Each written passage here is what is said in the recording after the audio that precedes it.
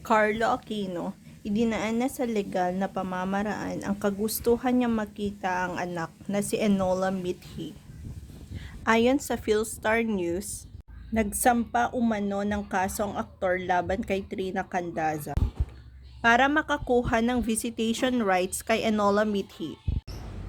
Mababalita ang noong nakaraang taon, umamin si Carlo Aquino na hiwalay na sila ni Trina Candaza, ang ina ng kanyang anak, at hindi nito nilinaw ang buong detalye ng kanilang hiwalayan. At ngayong taon, umani ng samut-saring balita ang aktor sa inilabas niyang pahayag patungkol sa kanyang girlfriend na si Charlie Dizon.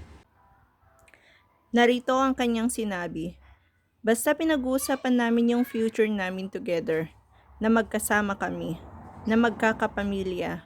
Kahit sino naman 'di ba? Yun ang goal kaya nga nakikipagrelasyon." Ano ang masasabi ninyo, Kamarites? Tama bang ginawang ito ni Carlo Aquino sa kanyang mag-ina? Just comment below. And please don't forget to subscribe to my YouTube channel. Thank you!